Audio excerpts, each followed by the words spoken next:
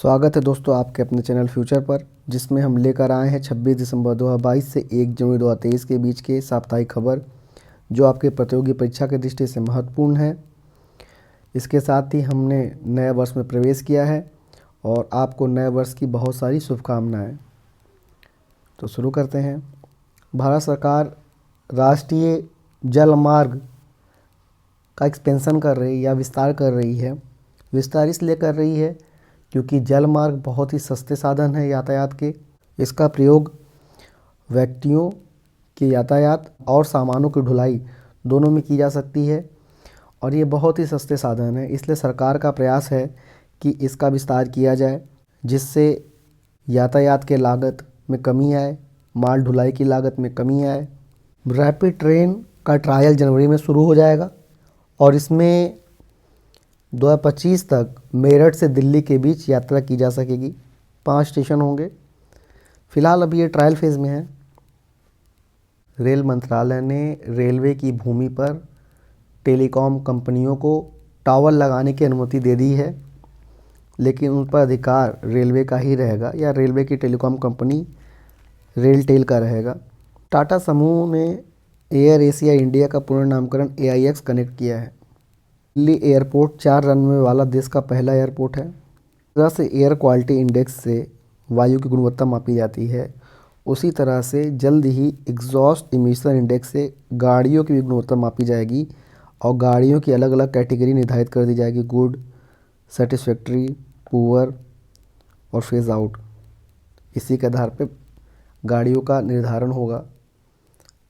Pollution certificate की अब ज़रूरत नहीं होगी।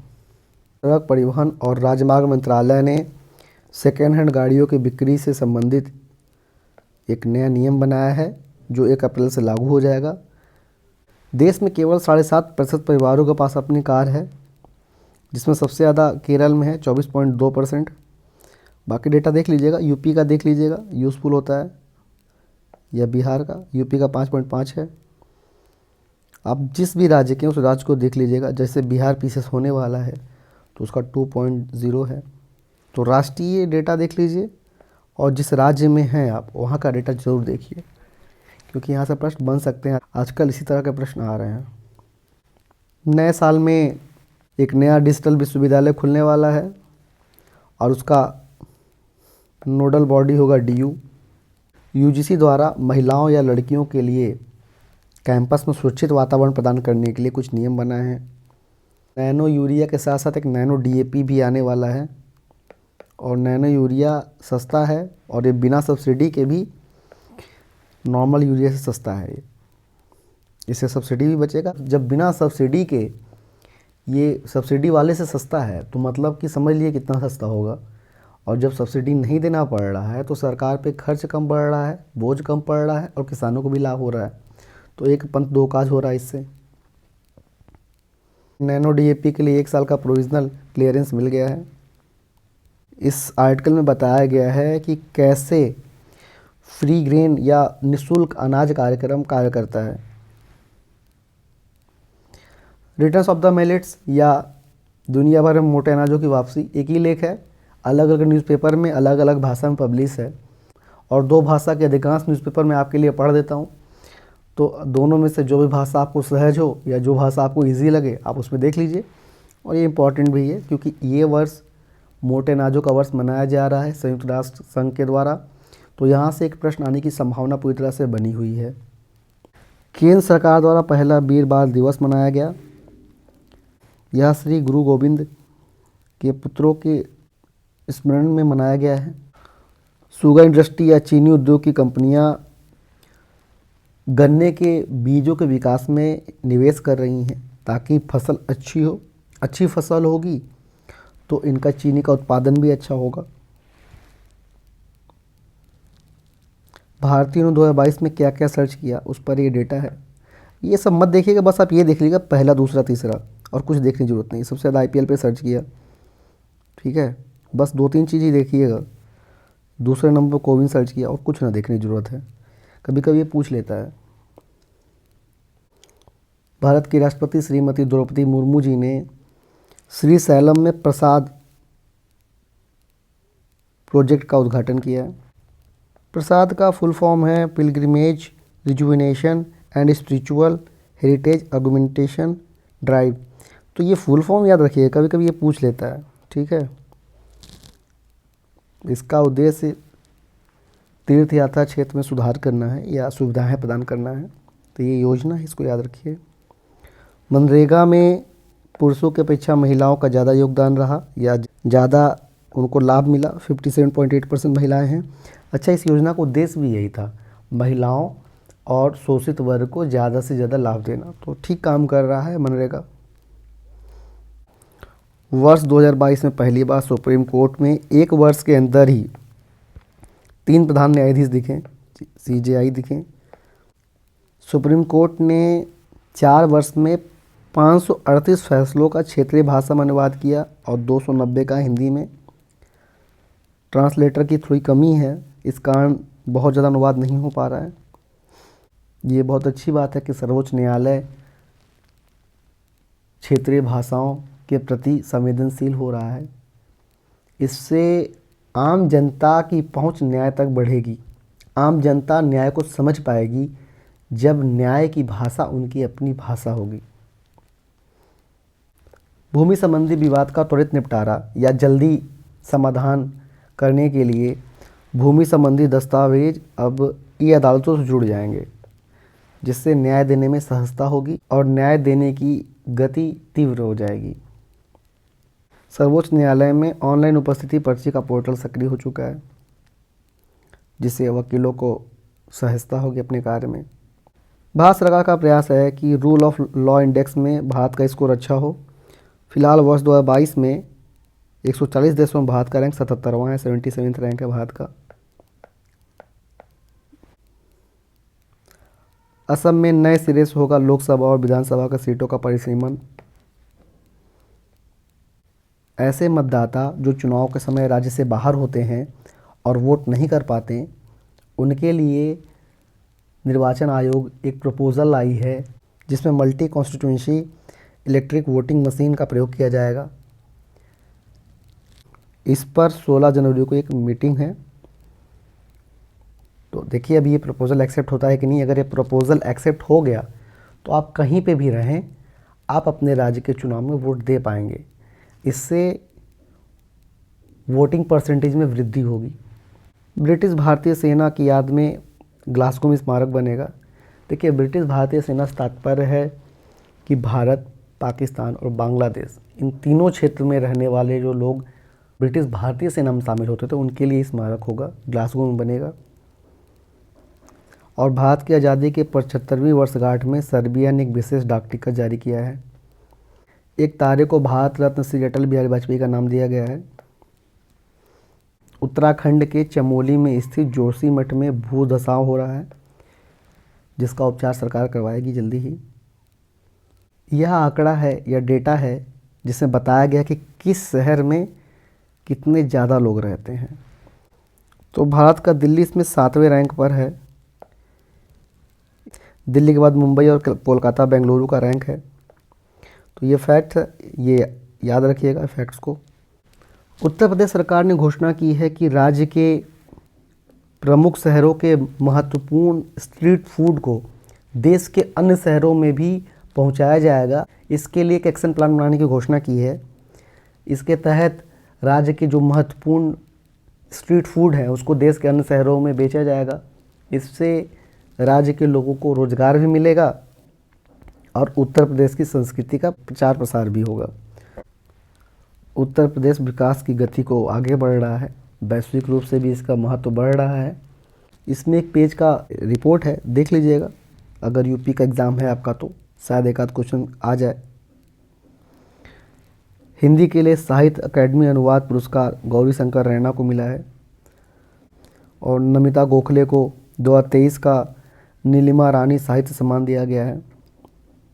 बिहार में ऐसे खेत जिनमें पूरे वर्ष पानी भरा रहता है, या टेक्निकल टर्म में बोले तो जल भराव वाले खेत वाले किसानों को भी अब आमदनी का साधन मिल गया है। इसके पहले क्या होता था, उसमें कोई कृषि कार्य नहीं हो पाता था तो किसानों को कोई लाभ होता ही नहीं था, किंतु अब उसमें फ्लोटिंग पावर प्लांट लगाया जाएगा जिससे इन किसानों को आर्थिक लाभ होगा।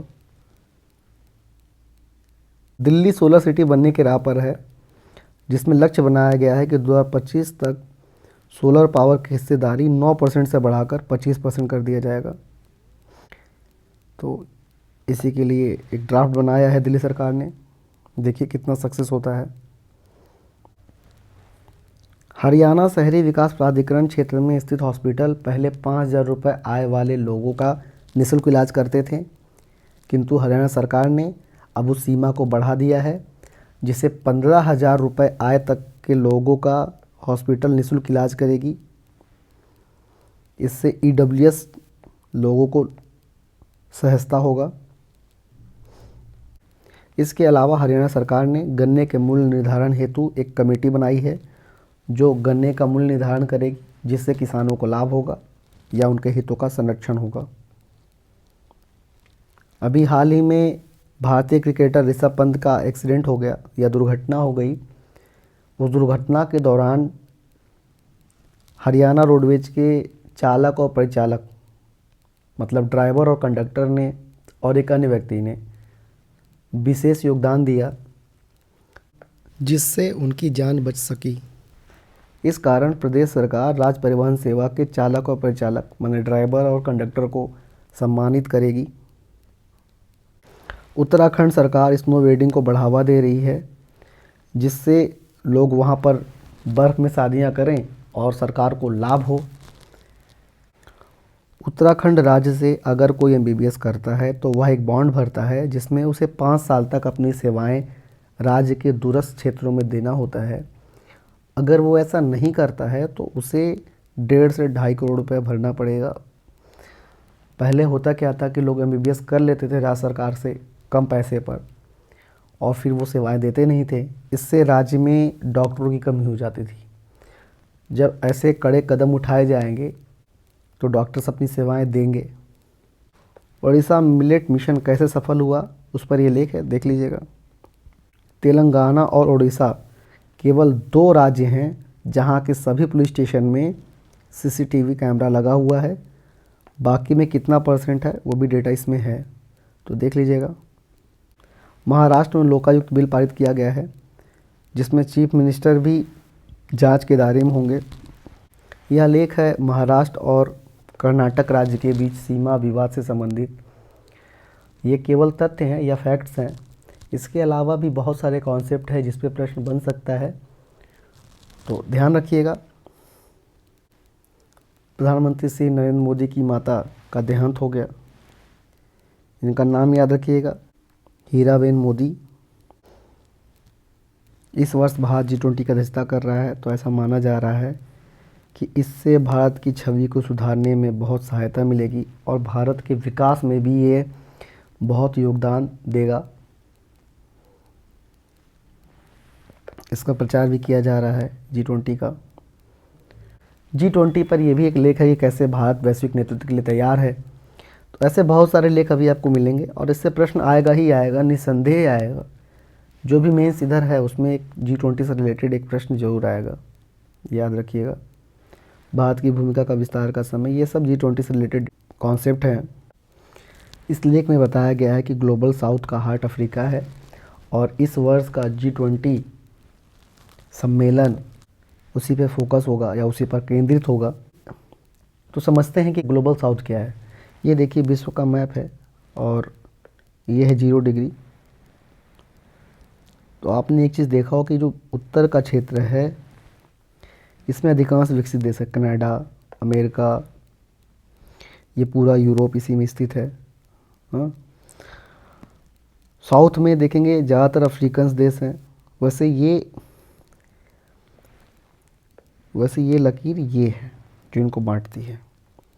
तो ये जो साउथ के हिस्से हैं जिसमें अधिकांश अल्प विकसित देश या विकासशील देश हैं, साउथ अमेरिका है, अफ्रीका है, एशिया के अधिकांश देश हैं। चीन तो खैर अब इससे बाहर हो रहा है धीरे धीरे। चीन अब विकसित देशों की श्रेणी में शामिल हो रहा है, उसकी प्रक्रिया में है। साउथ कोरिया विकसित देश ही है, इधर जापान भी विकसित देश ही है। तो इन देशों को साउथ कहा जाता है या वैश्विक साउथ कहा जाता है या ग्लोबल साउथ कहा जाता है, बस ये यही है। 2023 में भारत क्या क्या कर सकता है, ये लेख उस पर है। और 2022 के कुछ महत्वपूर्ण चेहरे हैं जिनसे प्रश्न आ सकते हैं। तो मेरा उद्देश्य ये है कि आपके जितने भी महत्वपूर्ण चीज़ें वो शामिल हों, तो ऐसे हर चीज़ वीडियो में आपको मिल जाएंगे।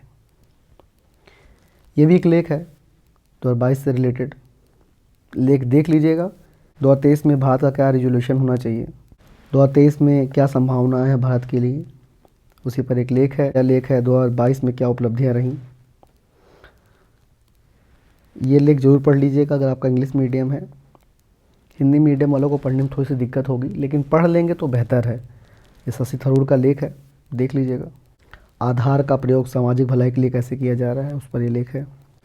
यह लेख भारतीय संविधान के उन लक्षणों पर केंद्रित है जिसका मिसयूज़ किया जाता है या जिसका गलत प्रयोग किया जाता है अपने अपने हित के लिए।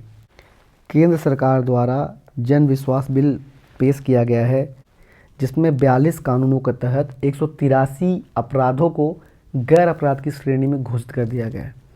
ये ब्रिटिश काल के बने हुए कानून हैं जिनकी प्रासंगिकता समाप्त हो चुकी है, तो ऐसे चीज़ों को धीरे धीरे समाप्त किया जा रहा है। यह एक लंबी प्रक्रिया है जो धीरे धीरे पूर्ण हो जाएगी। देश में समान कानून संहिता की मांग बढ़ रही है, उससे संबंधित यह लेख है, देख लीजिएगा। यह सस्टेनेबल डेवलपमेंट गोल से संबंधित एक लेख है जिसमें बताया गया है कि किस तरह से SDG के तहत निचले स्तर के लोगों को भी लाभ मिला है। ये जनसंख्या नियंत्रण से संबंधित एक लेख है। भारत के पूर्वी क्षेत्र में कनेक्टिविटी बढ़ाई जा रही है, जिससे उन क्षेत्रों में विकास होगा, वहाँ के लोगों को लाभ होगा, ये उसी पर लेख है।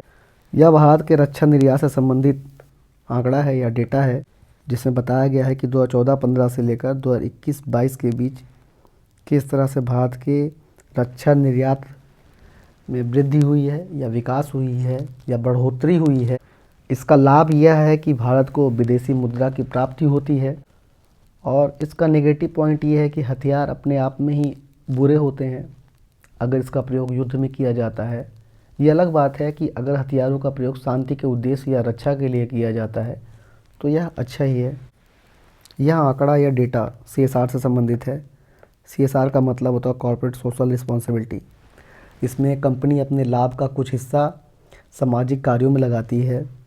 इस आंकड़े पर अगर ध्यान दे तो दिखेगा कि 20 राज्यों या केंद्र शासित प्रदेशों से कुल CSR का केवल 4% आता है, जबकि 96% केवल 4-5 राज्यों से आ जाता है। कुल CSR का 22.1% PSU द्वारा खर्च किया जाता है, पब्लिक सेक्टर यूनिट द्वारा, जबकि 77.9% यानी लगभग 78% नॉन PSU द्वारा खर्च किया जाता है। तो CSR में सबसे अधिक भूमिका किन राज्यों की है और नॉन PSU की है, ये देख लीजिएगा। अब तक हमारा जो UPI है वो हमारे डेबिट कार्ड से लिंक होता था, यानी डेबिट कार्ड से उसमें पेमेंट किया जाता था। लेकिन अब SBI, एक्सिस और ICICI बैंक अपना रुपए क्रेडिट कार्ड लॉन्च कर रहे हैं जो UPI से लिंक होगा। यह मार्च से शुरू हो जाएगा। RBI ने अपना करेंसी रुपया जारी किया था, जो एक डिजिटल करेंसी है, और माना जा रहा है कि इसका वैश्विक उपयोग भी होगा। देश में अरबपतियों की संख्या में कमी आई है, जो 142 से घटकर 120 हो गई है। शीर्ष पर सबसे रईस व्यक्ति या सबसे अमीर आदमी गौतम अडानी है और दूसरे नंबर पर मुकेश अंबानी है। The development of enterprises and services hub bill 2022 सरकार द्वारा पेश किया गया है, जो SEZ से संबंधित है, यानी स्पेशल इकोनॉमिक जोन से संबंधित है। इस न्यूज़ में बताया गया है कि अगर बिना फंड के पेंशन स्कीम लाया गया तो यह भविष्य की पीढ़ियों पर एक तरह से टैक्स होगा। टाटा सन्स के चेयरमैन एन चंद्रशेखरन ने कहा है कि वर्ष 2023 न्यूनतम वृद्धि दर का वर्ष होगा। चीन से हमारे बहुत सारे मतभेद हैं, किंतु चीन अभी भी कच्चे माल का सबसे बड़ा सप्लायर है, तो अभी भी हमारे बहुत सारे उद्योग चीनी कच्चे माल पर निर्भर हैं और उसको रिप्लेस करने में अभी थोड़ा सा समय लगेगा। अगर चीन को रिप्लेस या प्रतिस्थापित करना है तो वो एक लंबा समय लगेगा, उसमें यह एक लंबी प्रक्रिया है। तो फिलहाल चीन में कोविड संकट है, कोरोना का कारण वहाँ पे बहुत सारे शहर बंद हैं, तो चीन से कच्चे माल के आयात में समस्या होगी। फिर भी अधिकांश उत्पादकों ने अपने पास कच्चे माल का रिजर्व बना रखा है, जिससे उत्पादन में बाधा ना आए। आरबीआई का मानना है कि 2021-22 का जो वित्तीय वर्ष है वह बैंक जमा के लिए बहुत अच्छा वर्ष था। इसमें बैंकों में जमा में वृद्धि हुई है। अब गेमिंग फर्म पर टैक्स लगेगा। गिग वर्कर्स का मतलब है असंगठित क्षेत्र के श्रमिक, माने ऐसे श्रमिक जो संगठित क्षेत्र में कार्य नहीं करते हैं। तो केंद्र सरकार एक ऐसी योजना ला रही है कि असंगठित क्षेत्र में जो लोग कार्यरत हैं, जो श्रमिक हैं, उनको भी कुछ पेंशन दिया जाए ताकि वृद्धावस्था में वो किसी पर निर्भर ना हो। विश्व में आर्थिक मंदी की स्थिति बनी हुई है या खतरा बना हुआ है, लेकिन माना जा रहा है कि भारत में आर्थिक मंदी का खतरा नहीं है। जिस तरह से किसानों के लिए किसान क्रेडिट कार्ड दिया जाता है, उसी तरह से भारत सरकार छोटे उद्यमियों के लिए क्रेडिट कार्ड लेकर आई है, जिसकी लिमिट 50,000 से 2 लाख तक होगा। इससे इन उद्यमियों को अपने व्यापार के छोटे मोटे आर्थिक ज़रूरतों को पूरा करने में मदद मिलेगा। वर्ष 2047 तक भारत 40 ट्रिलियन की इकोनॉमी हो जाएगी, ऐसा मुकेश अंबानी का मानना है। CEBR का मानना है कि 2035 तक भारत 10 ट्रिलियन का इकोनॉमी हो जाएगा। ये लेख है कि 6% ग्रोथ रेट बढ़िया है भारतीय इकोनॉमी के लिए। ये भी इकोनॉमी से रिलेटेड एक लेख है, देख लीजिएगा। यह लेख सर्कुलर इकोनॉमी से संबंधित है। सर्कुलर इकोनॉमी क्या है? सर्कुलर इकोनॉमी का मतलब होता है ऐसी अर्थव्यवस्था जिसमें वस्तुओं का या उत्पादों का बार बार उपयोग होता है, पुनर्प्रयोग होता है। जैसे समझ लीजिए कि आपने किसी प्लास्टिक के वस्तु का उपयोग किया, या पानी का बोतल है जो आपका प्लास्टिक का है, उसमें आपने पानी पी लिया, उसके बाद वो बोतल तो ख़राब हो गया। लेकिन ऐसी बहुत सारी तकनीक है जिससे उस प्लास्टिक के बोतल को पिघलाकर उसके कोई और उत्पाद बना दिए जाएँ।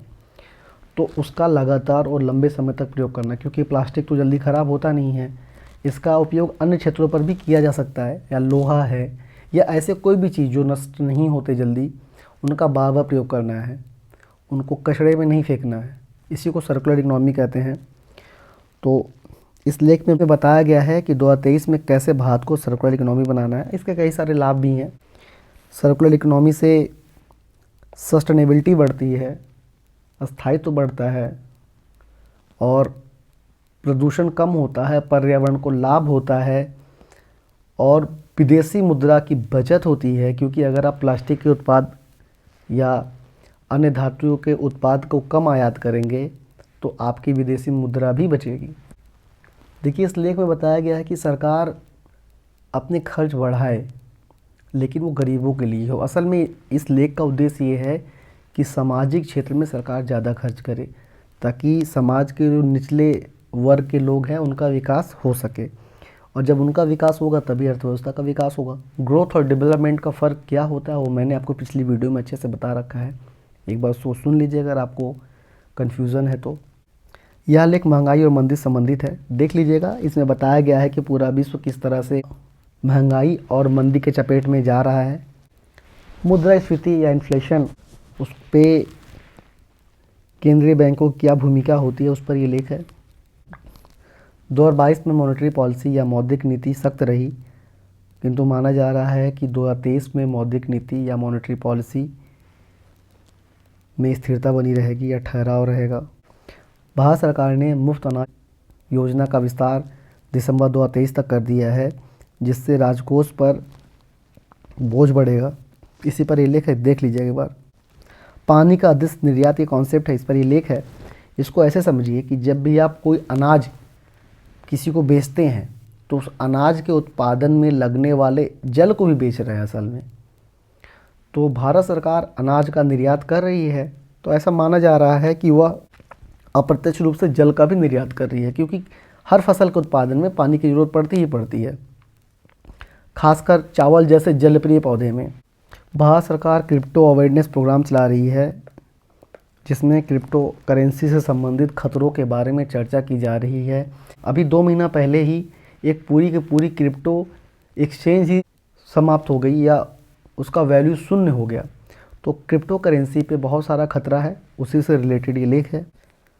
अभी हाल ही में नीति आयोग ने डिजिटल बैंक से संबंधित एक कॉन्सेप्ट पर पेपर पब्लिश किया है, उसी पर ये लेख है। अभी हाल ही में प्रधानमंत्री नरेंद्र मोदी की माता का देहांत हुआ, इसके बाद भी वह सरकारी कार्यों में शामिल रहें। यह संकेत है देश के वर्क कल्चर में परिवर्तन का। वर्क कल्चर का मतलब होता है, या कार्य संस्कृति का मतलब होता है कि आप जहां कार्य कर रहे हैं या जो आपका कार्यालय है वहां पे लोग कैसे कार्य करना पसंद करते हैं, ज़्यादा छुट्टी ले रहे हैं या बहुत मेहनत करते हैं। जैसे जापान का वर्क कल्चर है कि समय से पहले आना और समय के बाद जाना, लेकिन भारत का वर्क कल्चर अब तक ये रहा है कि समय के बाद आना और समय से पहले जाना, जो अब धीरे धीरे बदल रहा है। लोग मेहनत कर रहे हैं और जब लोग मेहनत करेंगे तो अर्थव्यवस्था के विकास को गति मिलेगी। भारतीय वैज्ञानिक डॉक्टर महिमा स्वामी को यूरोप में जीव विज्ञान की युवा अन्वेषक के रूप में चयनित किया गया है। प्रोजेक्ट वाणी में देश की भाषाई विविधता की मैपिंग की जाएगी। इसमें 3 संस्थाएं एक साथ शामिल हैं, Indian Institute of Science, Google और AI and robotics technology park, इनके द्वारा यह कार्य किया जाएगा। तो प्रोजेक्ट वाणी याद रखिएगा क्या है। बड़ी तकनीक कंपनियां आर्टिफिशियल इंटेलिजेंस या कृत्रिम बुद्धिमत्ता को भारतीय भाषाओं की ट्रेनिंग दे रहे हैं। इससे एआई की पहुंच आम जनता तक हो जाएगी या उन लोगों तक हो जाएगी जो इंग्लिश नहीं जानते। उस पर ये लेख है, देख लीजिएगा। इसके अलावा ये भी एआई से संबंधित है कि इनसे क्या क्या चेंजेस आ सकते हैं 2023 में। कृत्रिम बुद्धिमत्ता या एआई के अलावा भी कुछ महत्वपूर्ण तकनीक हैं जिस पर ये लेख है, देख लीजिएगा। अभी हाल ही में दिल्ली मेट्रो की लाइन पर या ट्रैक पर एक डिलीवरी ड्रोन क्रैश हो गया या दुर्घटनाग्रस्त हो गया। इससे कई सारी चिंताएं सामने आ रही हैं। यह सुरक्षा के लिए खतरा भी हो सकता है। तो सोचिए अगर वो डिलीवरी ड्रोन ना होता या कोई और ड्रोन होता तो वहाँ पे क्या हो सकता था। तो इस पर ये एक लेख है और एक विचार है कि कैसे उसको मैनेज करना है और ड्रोन्स का कैसे कैसे रजिस्ट्रेशन है, उनका क्या क्या उपयोग हो रहा है। भारतीय सेना अपने सैनिकों के लिए 3D प्रिंटेड घर बना रही है। अभी अहमदाबाद कैंट ने पहला 3D प्रिंटेड घर अपने सैनिक को दिया है। यह कई तरह से उपयोगी होगा। यह न्यूज़ भारत का रक्षा और अंतरिक्ष क्षेत्र में तकनीकी प्रगति को दर्शा रहा है। इसमें बताया गया है कि गगनयान के क्रायोजेनिक इंजन में इस वर्ष सफलता मिली। इसरो कॉमर्शियल लॉन्च मार्केट में प्रवेश किया है। मार्स ऑर्बिटर ने अपनी यात्रा समाप्त की। भारत में निजी तौर पर रॉकेट का सफल प्रक्षेपण हुआ है। ये भी सब न्यूज़ में बताया गया आपको। आकाश न्यू जनरेशन मिसाइल और आकाश प्राइम मिसाइल का सफल परीक्षण किया गया। इसके अलावा अन्य तकनीकों पे भी सफलता प्राप्त की गई। इस पर ये लेके देख लीजिए, फैक्ट शीट है, एक बार इसको देख लीजिएगा। भारत में जैसे जैसे डिजिटलाइजेशन हो रहा है, इंटरनेट का उपयोग बढ़ रहा है, उसके साथ ही साथ डिजिटल हमले भी बढ़ रहे हैं, साइबर हमले भी बढ़ रहे हैं। तो इन साइबर हमलों को नियंत्रित करने के लिए या इन पर लगाम लगाने के लिए भारतीय पुलिस को साइबर तकनीक से लैस किया जा रहा है। भारत सरकार के उपक्रम सेंट्रल इलेक्ट्रॉनिक्स लिमिटेड ने एक ऐसा उपकरण बनाया है जिससे अगर रेल की पटरी टूटती है तो उसकी तत्काल सूचना मिल जाएगी। इसका नाम रखा गया है broken rail detection system. Tata steel और TUTR कंपनी ने हाइपरलूप के विकास के लिए एक एग्रीमेंट पर साइन किया है। वहीं दूसरी तरफ भारत के एक राज्य तमिलनाडु में हाइपरलूप का एक प्रोटोटाइप बनाया गया है IIT मद्रास के द्वारा। ये न्यूज़ AVGC से संबंधित है। AVGC का मतलब होता है animation, visual effects, gaming and comics. तो अब जो है जितने भी कंटेंट आएंगे या जो मनोरंजन के साधन होंगे ज़्यादातर इसी तकनीक पर आधारित होंगे। तो भारत का प्रयास ये है कि भारत में ही इसे बनाया जाए। इसके लिए भारत स्कूलों में इसके कोर्स कराएगा। ये देखिए, जब भारत में इसका निर्माण होगा तो भारतीय पारंपरिक कलाएँ भी सामने आएंगी या उनका भी प्रचार प्रसार होगा। ये देखिए तैयारी क्या क्या हो रहा है, भारत सरकार ने क्या क्या तैयारी कर रखी है। अमेरिका की एक कंपनी कॉमनवेल्थ फ्यूज़न सिस्टम दुनिया की पहली नेट एनर्जी फ्यूज़न मशीन बना रही है और जल्दी ही फ्यूजन अर्थात संलयन से ऊर्जा मिलने लगेगा। अगर ऐसा हुआ तो पर्यावरण की क्षति कम से कम हो जाएगी और बिजली ज़्यादा से ज़्यादा सस्ता हो जाएगा। भारत सरकार एक प्लान बना रही है जिसके तहत दिसंबर 2024 तक देश के सभी मोबाइल और टैब्स के चार्जर टाइप सी प्रकार के होंगे। ऐसा क्यों? ऐसा इसलिए कि अलग अलग मोबाइल और अलग अलग टैबलेट के अगर चार्जर अलग अलग होते हैं तो एक ही व्यक्ति जिसके पास एक से अधिक गैजेट्स हैं उनको कई चार्जर की ज़रूरत पड़ती है। इससे बहुत सारा ई कचरा बनता है। अगर एक ही चार्जर से सब चार्ज हो जाएंगे तो ई कचरा कम बनेगा, लोगों पे खर्च कम आएंगे, अर्थव्यवस्था के विकास में सहायक होगा। इसके अलावा प्रदूषण कम होगा। और ऐसा नहीं कि भारत पहला देश है, यूरोपीय यूनियन इसको पहले से ही लागू कर चुकी है। भारत के डिजिटल क्षेत्र के विकास में वर्ष 2022 बहुत महत्वपूर्ण रहा है, उस पर ये लेख है, देख लीजिए। फरवरी 2023 तक केंद्र सरकार के ज़्यादातर कार्यालय पूरी तरह से डिजिटल हो जाएंगे। डार्क पैटर्न, देखिए डार्क पैटर्न्स का क्या मतलब है कि बहुत सारी टेक कंपनियां करती क्या है कि आपके सारे डेटा को एक जगह कलेक्ट करती हैं, उसका एनालिसिस करती हैं और फिर ये अनुमान लगाती हैं कि आपको क्या चाहिए, फिर उसी तरह से आपको चीज़ें उपलब्ध कराती हैं। इससे क्या होता है कि हम लोग उस कंपनी के उत्पाद बन जाते हैं या उनके लिए एक प्रोडक्ट बन जाते हैं जो उनकी चीज़ों को कंज्यूम करे। तो इसी पे ये लेख है, देखिएगा कैसे चीज़ों में बदलाव आ रहा है। इसे भी एक गुलामी का प्रतीक माना जाता है, लेकिन इसके निदान के रूप में वेब 3.0 को माना जा रहा है।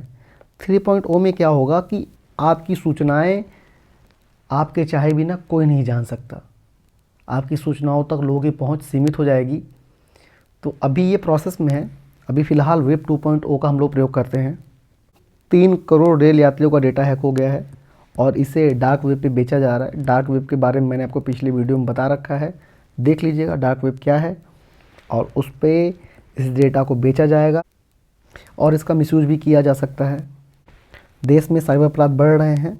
अभी आपने देखा कि रेलवे की डेटा की चोरी हो गई और उससे संबंधित पुलिसिंग भी की जा रही है। और इसी पर एक लेख ये भी है। और साइबर आतंक से निपटने के लिए एनआईए अपना एक नया विंग बना रही है। भारत में बहुत बड़ा स्टार्टअप इकोसिस्टम है। इसका मतलब ये है कि भारत में बहुत ज़्यादा नई कंपनियों का गठन हो रहा है या नए उद्यम बनाए जा रहे हैं। और जब नए उद्यम बनाए जा रहे हैं तो भारत में क्लाउड सर्विस का बहुत बड़ा मार्केट है। क्लाउड सर्विस क्या है कि आप बहुत सारी सेवाएं ऑनलाइन ले रहे हैं। जैसे आप अपने फ़ोन में बहुत सारी स्टोरेज ऑनलाइन रखते हैं। इसका एक उदाहरण गूगल फ़ोटोज़ है, जिसमें आप ऑनलाइन अपनी फ़ोटोज़ या वीडियोज़ ऑनलाइन सेव रखते हैं। भारत नेट कार्यक्रम का लक्ष्य था कि अगस्त 2023 तक देश के सभी पंचायतों तक इंटरनेट की पहुंच उपलब्ध कराई जाए या इंटरनेट की सुविधा दी जाए, किंतु अभी भी 20% पंचायतों के पास इंटरनेट की सुविधा उपलब्ध नहीं है या कंप्यूटर नहीं है। देखिए, भारत इस समय नवीकरणीय ऊर्जा या रियूजेबल एनर्जी का विश्व में चौथा सबसे बड़ा उत्पादक है, लेकिन इसमें कई सारी चुनौतियां हैं जिस पे ये लेख है। मैंने आपको बताया था कि फुकुशिमा दुर्घटना के बाद जापान ने ये लक्ष्य बनाया था कि एक निश्चित समय के बाद वह परमाणु ऊर्जा का उपयोग नहीं करेगा, लेकिन अब जापान ने अपनी ऊर्जा नीति में परिवर्तन किया है और वह अब परमाणु ऊर्जा का पहले से ज़्यादा उपयोग करेगा। आभासी संसार या तरंग अर्थात इंटरनेट, ऑनलाइन चीज़ें मानव के जीवन की गुणवत्ता को प्रभावित कर रही हैं। वो कैसे कर रही है उस पर ये लेख है। इसमें सोचना नहीं, आप खुद देख लीजिए, व्यक्तिगत तौर पे देखिए किस तरह से आप फेसबुक, इंटरनेट या सोशल मीडिया पे जा रहे हैं और उस पर बहुत लंबा समय सबका खर्च हो रहा है। ये उसी पर लेख है और उस पर प्रश्न आएंगे ही आएंगे। एम्स में क्लिनिकल ट्रायल हुआ है जिसमें मैग्नेटिक फील्ड से सिजोफ्रेनिया के मरीजों को लाभ हुआ है। एम्स में एक बोन बैंक बना हुआ है जिसमें पहला डोनेशन प्राप्त किया गया। कोरोना महामारी के काल में बहुत तेज़ी से तकनीकों का विकास किया गया, बहुत तेज़ी से वैक्सीन बनाए गए। उसी प्रकार अनुमान लगाया जा रहा है कि 2023 में कई नए उत्पाद भी बनकर सामने आएंगे। निर्माट्रेवीर WHO द्वारा पहली प्री क्वालिफिकेशन प्राप्त करने वाली दवा है। इस दवा का उत्पादन हेट्रो नामक कंपनी करती है। कोरोना टीका ब्लड कैंसर रोगियों के लिए खास उपयोगी है। असल में ये हमारे टी लिम्फोसाइट को एक्टिवेट कर देती है, जिससे इनको लाभ होता है। टी लिम्फोसाइट क्या है, उस पर जब साइंस की क्लास में आएंगे तो उस पर चर्चा किया जाएगा। भारत सरकार द्वारा एक टीकाकरण की घोषणा की गई है, जिसमें 9 वर्ष से 14 वर्ष की लड़कियों को टीका दिया जाएगा, जिससे कार्विकल कैंसर को नियंत्रित किया जा सके या उसके खतरे को समाप्त किया जा सके। मच्छरों से बहुत ज़्यादा जानलेवा बीमारियां फैलती हैं और उसको कैसे नियंत्रित किया जाए उस पर ये लेख है। तो ये मच्छरों खतरे हैं, उन मच्छरों को नियंत्रित करने के लिए ग्रीन कीटनाशक का विकास किया गया है, जो मच्छर और मक्खियों को नियंत्रित करेंगे, उनके विकास को नियंत्रित करेंगे। रेड सी वीड यानी लाल समुद्री घास से एक ऐसा बायोपॉलीमर डेवलप किया गया है जो प्लास्टिक का विकल्प हो सकते हैं। यह कार्य किया गया है national institute of ocean technology द्वारा। जेईपीटी जलवायु वित्त से संबंधित है, इसी पर एक लेख है। यह दोनों भाषाओं में उपलब्ध है, एक ही लेख है, उसका ट्रांसलेशन है दोनों भाषाओं में, तो आपकी जो भाषा हो उस भाषा में पढ़ लीजिए। आज से 77 या 76 वर्ष बाद अर्थात सन 2100 में अंटार्कटिक के 97% पेड़ पौधे और जंतु विलुप्त हो सकते हैं, ऐसा अनुमान लगाया जा रहा है। तमिलनाडु का राज्य पशु नीलगिरी तहर है और इनके संरक्षण के लिए एक परियोजना बनाई जा रही है, जो भारत की पहली परियोजना है। जिस तरह से पेड़ पौधों की कटाई की जा रही है और जलवायु परिवर्तन को गति मिल रही है, ऐसा माना जा रहा है कि वर्ष 2070 तक 50% मैंग्रो वन समाप्त हो जाएंगे, केवल 50% ही क्षेत्र बचेंगे। इनसे कई सारी समस्याएं उत्पन्न हो सकती हैं। मैंग्रोव का मतलब ऐसे पौधे जो समुद्र के किनारे या फिर लवणीय क्षेत्र में उगते हैं। ये करते क्या है कि समुद्र के बॉर्डर को बांध के रखते हैं, जैसे उन क्षेत्रों में सुनामी का प्रभाव कम होता है। इसके अलावा जैव विविधता बनी रहती है और ये पानी को फिल्टर करने का भी काम करते हैं। थाईलैंड में मूंगा चट्टानों पर एक संक्रामक रोग देखा गया है, जो फंगल इन्फेक्शन के कारण हुआ है। अगर पर्यावरण को साफ सुथरा रखना है तो जैव विविधता बहुत ज़रूरी है, उस पर ये लेख है। हम लोग पर्यावरण को बचाने के लिए जो भी प्रयास कर रहे हैं वो इंटरलिंक्ड नहीं है या अंतर संबंधित नहीं है, तो उसी पर ये लेख है कैसे उसको करना है। और जलवायु परिवर्तन पर जो भी हमारे प्रयास किए जा रहे हैं वो बहुत खास नहीं है, हमें और महत्वपूर्ण या ठोस कदम उठाने पड़ेंगे, तभी जलवायु परिवर्तन को सीमित किया जा सकता है। वैसे जलवायु परिवर्तन तो हो रहा है, वो दिख रहा है। देश के कई शहरों में मेट्रो सेवाएं चालू हो गई हैं या शुरू हो गई हैं, उनसे कार्बन क्रेडिट जनरेट हो रहा है और कार्बन क्रेडिट को मुद्रा के रूप में परिवर्तित किया जा सकता है या उनको बेचा जा सकता है। इससे विदेशी मुद्रा प्राप्त की जा सकती है। केंद्र सरकार ग्रीन हाइड्रोजन उद्योग को बढ़ावा देने के लिए $2 बिलियन का एड देने वाली है। ग्रीन एनर्जी सेक्टर क्या है? ग्रीन एनर्जी से तात्पर्य है ऐसे ऊर्जा के स्रोत जिससे प्रदूषण नहीं होते हैं, जैसे सोलर एनर्जी, विंड एनर्जी, पनबिजली परियोजना या भूतापीय ऊर्जा, समुद्री ऊर्जा। उसमें कई सारी समस्याएं हैं, उससे संबंधित ये लेख है। अमेरिका के उत्तरी कैलिफोर्निया में स्थित लोदी सिटी का मेयर मिक्की होथी को चुना गया है। ये भारतीय मूल के हैं। स्पेन में फूड बैटल फेस्टिवल मनाया जाता है, जिसमें लोग सैन्य पोशाक या आर्मी की यूनिफॉर्म पहनकर एक दूसरे पर खाने की चीज़ें फेंकते हैं। उड़ीसा के रायगढ़ में एक रूसी सांसद और उनके मित्र का देहांत हो गया। ये बहुत ज़्यादा चर्चित रहा क्योंकि इन्होंने रूसी राष्ट्रपति की आलोचना भी की थी। कैथोलिक ईसाई धर्मगुरु बेनेडिक्ट का देहांत हो गया और ये 600 वर्ष के पोप के इतिहास में पहले धर्मगुरु थे जिन्होंने इस्तीफा दिया था। कूटनीतिक मोर्चे में 2023 भारत के लिए कैसा रहेगा, उस पर ये लेख है। क्योंकि G20 का सम्मेलन भी भारत में होने वाला है, जिसकी अध्यक्षता भी भारत कर रहा है। दूसरी तरफ रूस यूक्रेन का युद्ध बना हुआ है, वहीं भारत चीन का भी संबंध बिगड़ा हुआ है। भारत पाकिस्तान के साथ भी कुछ समस्याएं हैं। भारत का साथ अमेरिका और यूरोपीय देशों का संबंध एक अलग स्तर पर पहुंच रहा है। भारत का ऑस्ट्रेलिया के साथ संबंध दिख रहा है, तो उसी पर एक लेख है, देख लीजिएगा। ये IR के लिए बहुत महत्वपूर्ण है, इसको आप सेव करके रख लीजिए। अगर आप इसके स्क्रीनशॉट को सेव नहीं कर पाते हैं तो टेलीग्राम चैनल पर जाइए, उसका ये PDF आपको मिल जाएगा। इसको जरूर अपने पास सुरक्षित रखिए। वैश्विक सुरक्षा तंत्र में भारत की भूमिका बढ़ रही है, उस पर ये लेख है। ये भी IR के लिए बहुत महत्वपूर्ण है। चीनी विदेश मंत्री का कहना है कि वह ब्लॉक कॉन्फ्रंटेशन का विरोध करेंगे। यह भी IR की दृष्टि से महत्वपूर्ण लेख है। बांग्लादेश में पहला मेट्रो सेवा शुरू किया गया है ढाका में। अमेरिका के पूर्व राष्ट्रपति डोनाल्ड ट्रंप ने चुनाव हारने के बाद हिंसा को बढ़ावा दिया था, उस पर ही उन्हें क्रिमिनल केस का सामना करना पड़ रहा है, उस पर ये लेख है, देख लीजिएगा। विश्व में शक्ति के केंद्र बदल रहे हैं, इसलिए भूमंडलीकरण का एक नया दौर स्टार्ट हो रहा है, जिसमें भारत और चीन जैसे देशों की भी भूमिका बढ़ रही है। केंद्र सरकार ने ई-खेलों को आधिकारिक मान्यता दे दी है, और जब ई-खेलों को मान्यता दी जाएगी तो उनसे संबंधित विनियमन भी होगा।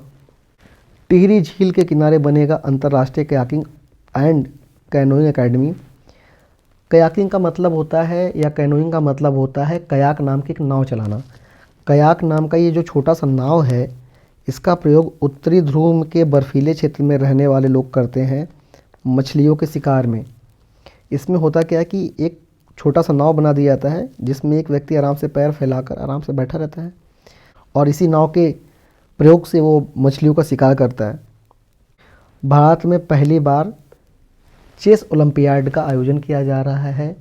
इसका आयोजन भारत के चेन्नई में किया जाएगा। इस कारण चेन्नई शहर में चेस के थीम पर बहुत सारी पेंटिंग की गई है।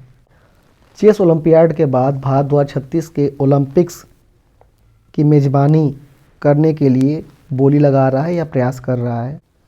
फुटबॉल के क्षेत्र में महान खिलाड़ी पेले का निधन हो गया।